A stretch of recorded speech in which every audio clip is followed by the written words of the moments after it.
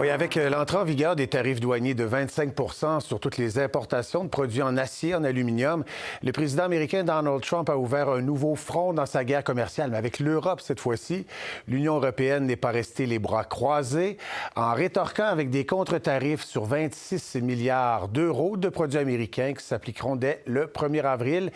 Et ce matin, le locataire de la Maison-Blanche a brandi une nouvelle menace de tarifs de 200 sur des produits alcoolisés en provenance de la France. On va en parler d'ailleurs avec Vincent Touraine, qui est journaliste à BFM Business. Bonjour Vincent, merci d'être avec nous. Bonjour Olivier. Alors au Canada, vous savez qu'on vit ça depuis plusieurs semaines, déjà les soubresauts des politiques tarifaires de l'administration Trump. Un jour, il y a des tarifs, un jour suivant, un sursis, puis après ça, des tarifs. Chez vous, en France, Vincent, est-ce que vous sentez que ces menaces tarifaires pourraient avoir le même effet, là?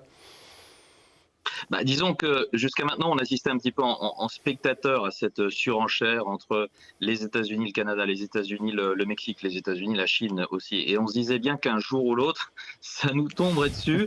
Et déjà, on avait Donald Trump qui disait, et je vais rester poli, que l'Union européenne avait été créée pour enquiquiner, pour embêter les États-Unis. Il n'a pas utilisé ce terme-là, vous le savez.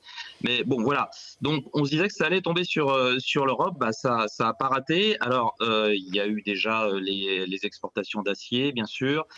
Mais effectivement, il a suffi que l'Union européenne annonce ses 26 milliards de surtaxes sur des produits typiquement américains, le Bourbon, les Harley-Davidson, le beurre de cacahuète, que sais-je encore, pour que ça énerve de nouveau Donald Trump et qu'il dégaine ses 200% de surtaxes sur des produits, vous disiez français. C'est vrai que on est de gros exportateurs, nous, mais c'est toute l'Union européenne qui est visée. Donc, pas seulement les producteurs français, mais aussi italiens. Les Italiens, les Espagnols sont de gros producteurs de vin et spiritueux. Et voilà, ça nous tombe dessus. Et c'est d'autant plus préoccupant pour nous que pour les exportateurs de vins et spiritueux européens, les États-Unis sont quand même leur premier marché à l'export. Oui, oui, absolument. À partir du moment où on impose les 200 c'est comme si on coupait le marché américain dans l'essentiel. Peut-être parler un petit mot sur les marchés boursiers également. Ça clôtura en légère baisse, 4,40 à Paris. Mais vous l'avez aussi évoqué, il y a des titres bien connus, des entreprises qu'on connaît bien, Pernod Ricard, Rémy Cointreau, LVMH, alors Moët Chandon qui ont reculé. On pourrait voir ce genre de soubresaut sur les marchés, là.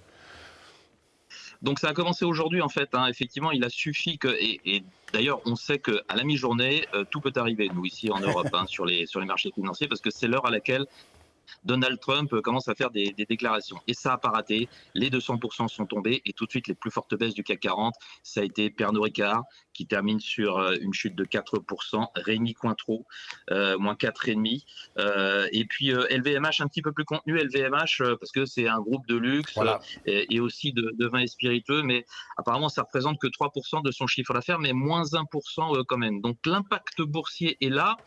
Mais si on regarde la moyenne du marché qui perd aujourd'hui 0,6%, on peut se dire que c'est assez contenu.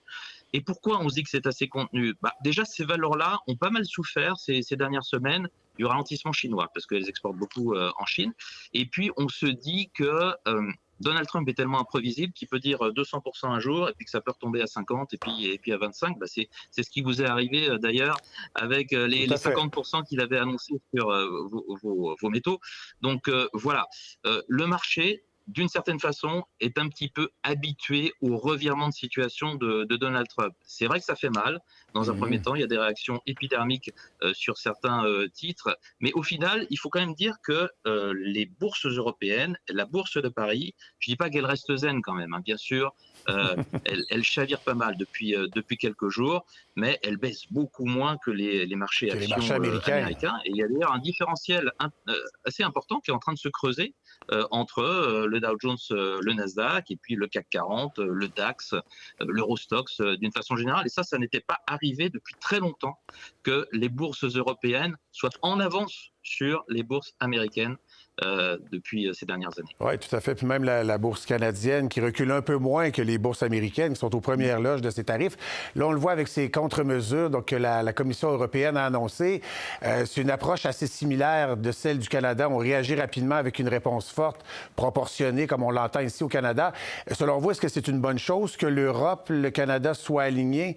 En quelque sorte, l'union fait la force? Absolument, absolument. Même si, pour l'instant, chacun rétorque comme il le peut, mais on regarde de très près ce qui se passe au Canada. Alors, l'Union européenne se doit effectivement de réagir. Les principaux gouvernements appuient bien entendu ces initiatives. Le gouvernement français dit qu'il est déterminé à riposter, que c'est important de riposter pour protéger ces filières. La filière viticole est très importante en Mhm. France, mais justement cette filière s'inquiète, elle, et se dit essayez de nous laisser un petit peu en dehors de ça, parce que là, Donald Trump, il demande juste finalement d'épargner le Bourbon. Donc voilà, il faudrait pas non plus que ce soit beaucoup plus large que ça. Nous, on est un petit peu les victimes collatérales de tout cela. Donc oui, les gouvernements européens veulent frapper fort, veulent frapper immédiatement, mais les filières professionnelles, là, commencent un petit peu à dire peut-être que vous y allez un petit peu trop fort, il faudrait peut-être négocier.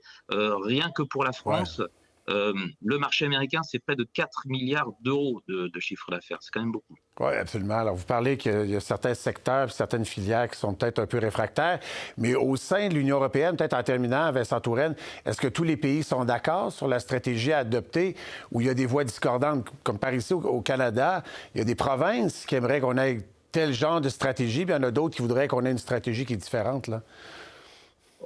À ma connaissance, disons que oui, certains pays européens sont forcément moins producteurs de vins et spiritueux que d'autres. Donc ceux-là, ils auraient plutôt tendance bien à dire qu'ils sont pas trop concernés. Mais ça, c'est un petit peu normal. Elle est grande l'Union européenne. Il y a deux dossiers très importants en ce moment. Il y a l'aspect commercial et puis il y a la défense, bien entendu, avec ce qui est en train de Avec se l'Ukraine. passer en Ukraine. Donc voilà, en ce moment, l'Europe fait bloc sur quand même deux fronts assez important. Je dirais que la défense mobilise beaucoup des forces de l'Europe et c'est là que l'effort est le plus important, puisque vous en avez certainement parlé. L'Union européenne prévoit un budget quand même de 800 milliards d'euros pour renforcer sa défense. L'Allemagne d'ailleurs a totalement changé sa façon de voir les choses sur ce point et va se mettre à dépenser aussi des centaines de milliards de Tout à dollars, fait. d'euros, non seulement pour sa défense mais aussi pour les infrastructures. Donc voilà, ça bouge côté européen dans le bon sens des choses. L'Europe se mobilise sur plusieurs fronts, c'est sûr, euh, dont celui dont on parle maintenant. C'est une très bonne nouvelle Mhm. pour faire front aux Américains. Et voilà, on regarde de très près ce que vous faites vous aussi au Canada et certainement ça nous inspire. Et on regarde également ce que l'Europe fait. Alors, Vincent Touraine, je rappelle que vous êtes journaliste à BFM Business. Merci beaucoup, Vincent, d'avoir été là. Je vous en prie, Olivier. Au Merci revoir. beaucoup. Pour voir nos émissions en entier, rendez-vous sur la chaîne Ici RDI.